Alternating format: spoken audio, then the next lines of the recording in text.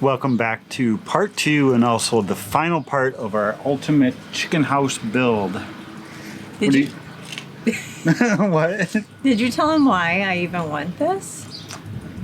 I think I talked a little bit about it in the first video, part 1, which if you haven't seen part 1, we'll put a link to it in the iCard above. Make sure you check that out first before you watch this one. But yeah, you can fill them in on why. So when we first moved in this house, where I'm raising my chickens right now, my laying flock, was never the intention. That was going to be their winter home only, and I wanted my laying flock to be pasture raised. But we got here and we just got so busy on everything else to get this homestead up and operational and just basically under management that got quickly deprioritized. So this year, with a lot of extra time on our hands finally, and we can do projects that we want to do versus need to do, I was like, hey, for my birthday, can I have my pasture chicken coop where I can move my chickens around? And so that's why I'm getting it. Yay! And it's designed for egg laying chickens, Yeah. not meat chickens. It looks very similar to our meat chicken tractor. Right. But this is for egg layers. And Yeah. what do you think of how it's turning out so far? Amazing. He's done such a great job. I think they're going to absolutely love it. Yeah? So as we mentioned in the last video, we are making some compromises. I originally wanted the whole thing done with hardware cloth. We can't find 4-foot hardware cloth. Right. So the bottom's going to be hardware cloth. These top parts right here is going to end up being just traditional chicken wire. Should be fine for predators. Yeah. So we have chicken wire on our meat chicken tractor, and they have nowhere to get away for security reasons. It's wide open all the time. And we've never had a predator problem. And we have predator pressure on the property. Now, we might be counting our luck, so I'll knock on wood, but I mean, we have foxes and raccoons and owls and all kinds of things that if they wanted to, they could dig through that chicken wire. Pretty so I quick, guess yeah. there's just enough other fun stuff to eat around that they're not coming after my chickens. So when he told me he had to make that compromise, I was like, that's fine. They'll be fine. They'll make it work. Yeah. Plus, but I think Cameron was back there. So let's get to work.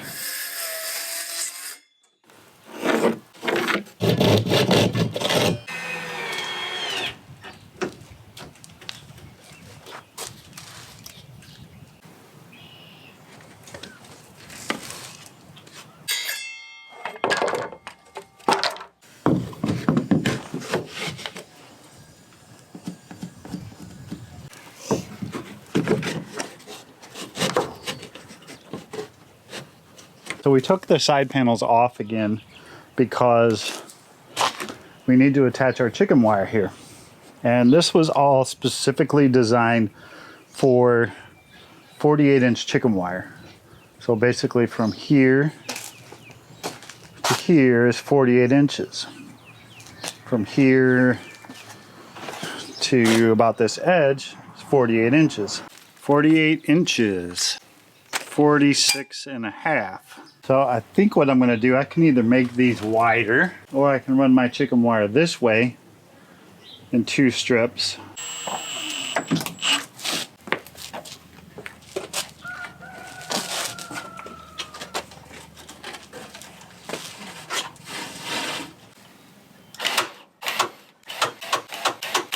So it was wrong of me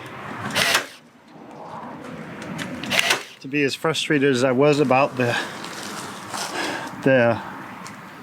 2 inches short on the chicken wire because it's so stretchy. If I would have just had a little bit more patience, I guess I could have saved myself some work.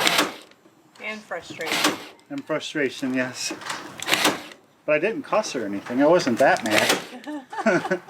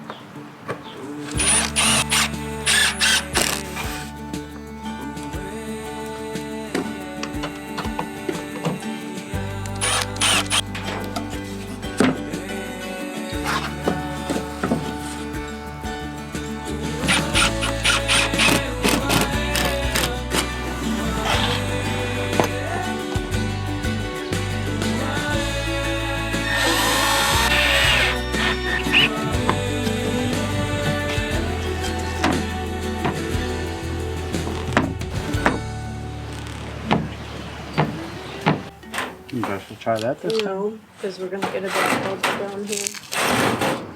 Let's do the middle one.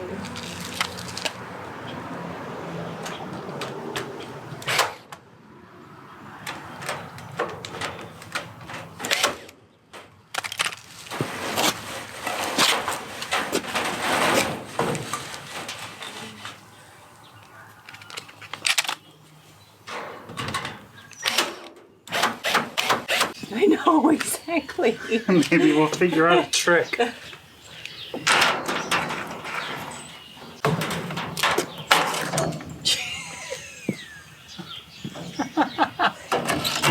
think we need to just stick with what works.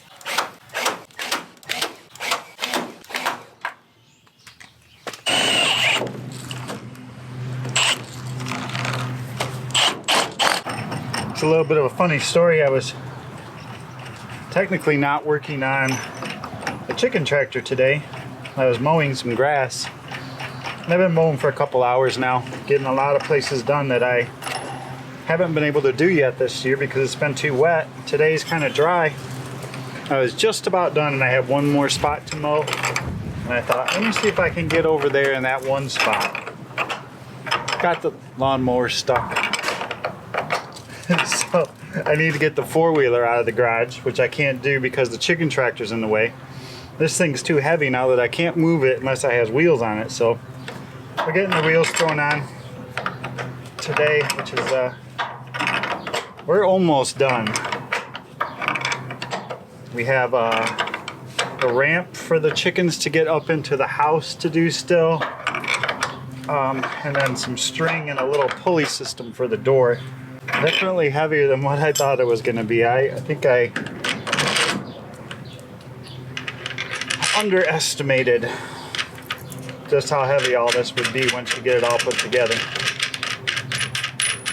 That's like every little piece that you add, it's like going backpacking. It's like every little piece you put in your backpack adds another little ounce, another little ounce. And then eventually, you got a 50-pound backpack you're trying to carry around with you.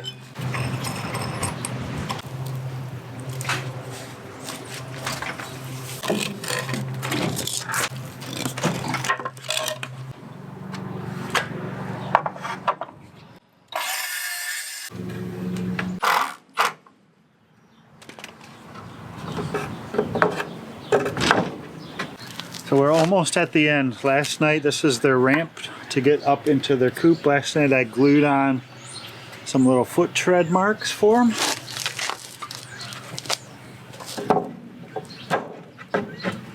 And they'll just sit there like that, and if we need to remove it, you can just take it out. This gravity holds it in place.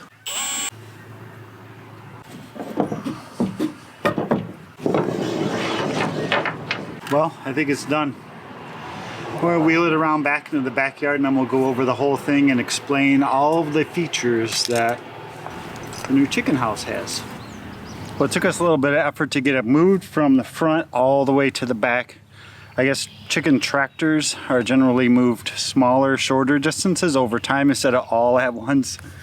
It did turn out way heavier than I originally planned, but I think it's still manageable. We may have to have 2 people to put the wheels on.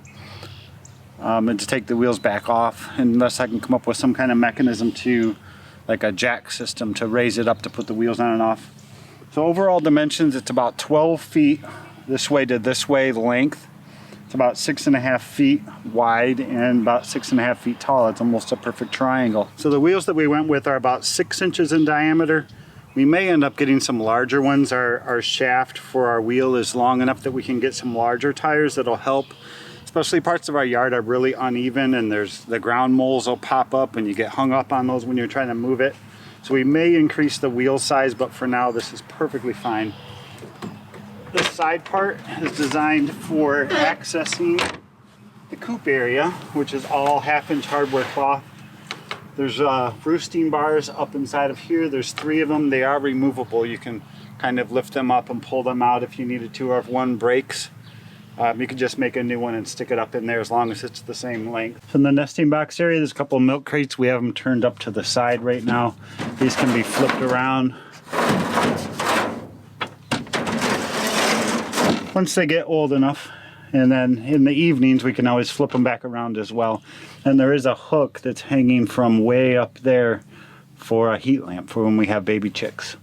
And here's the nesting box from the outside. You can see here the milk crates. You can get in and get your eggs. Latches. Up here at the top on both sides, there's a small vent with some chicken wire, and then there's metal capped on the roof because there are some holes up there, so this is an additional vent area. So onto the inside. This is our ramp. You just saw me a very short time ago install this new ramp for them. And this is their door. This is their access door, and this is the locking system that I put in place with the shaft that it sticks out on the outside of the coop. So from the outside of the coop, you can pull this shaft out. So there, and then my lovely assistant would pull the little string, which opens their door and just attaches over there on the back side. So in the mornings when Rachel comes out and say, okay, little chickens, we're going to move you to a new spot of grass, they move because they're all trapped inside of here, kept safe for the night. She can move them to their new spot, pull this little shaft from the outside, and pull the string from the outside as well to let them all out. And at night when they all go in, we can come, close the little door, slide this across, and they'll be safe all night. So as far as wheel placement goes, when this was still in our driveway, I moved a block of wood on both sides across this whole area because I knew that my pivot point, the back end's really heavy, the front's really light. I knew somewhere in here was going to be my pivot point. Once I found that, that's where my axle went for my wheels. Now it's really easy if you're on halfway decent level ground from the front where the rope is to move it. You can literally pick it up with one hand and the whole thing comes up. So it makes it a lot easier to move than if the wheels were in the wrong spot. Compromises along the way. We did end up going with chicken wire on the top. The hardware cloth that I ordered a month ago still isn't here, so there was a forced compromise, but I think it'll be fine. The bottom's hardware cloth, it should keep things pretty secure. We haven't had issues with predators around here, even though we have them, so we'll see how that goes. We didn't put a door on the side here like I originally planned, but Rachel said she didn't need it, so we just scrapped it and saved our time and energy to put elsewhere. So overall, I wouldn't really change much about it. If anything, would be the weight. If I could get the weight down just to make it a little more manageable for one person, that would be good, but I'm not sure how to do that. We could probably replace some of the wood panels with corrugated plastic, which is going to be a little bit lighter, but it's a good first run. As far as plans for the chicken coop, there are none. I made it up literally the whole way off the top of my head as I went, so I didn't have a set of plans and cut sheet prior to starting. I just started building, and this is what we came up with. So hope you enjoyed the video on the build, and if I didn't answer any questions along the way of why I did this or why I did that, leave the comments down below and I'll do my best to answer any and all of them. And we'll see you on the next video. Maybe there'll be chickens in there.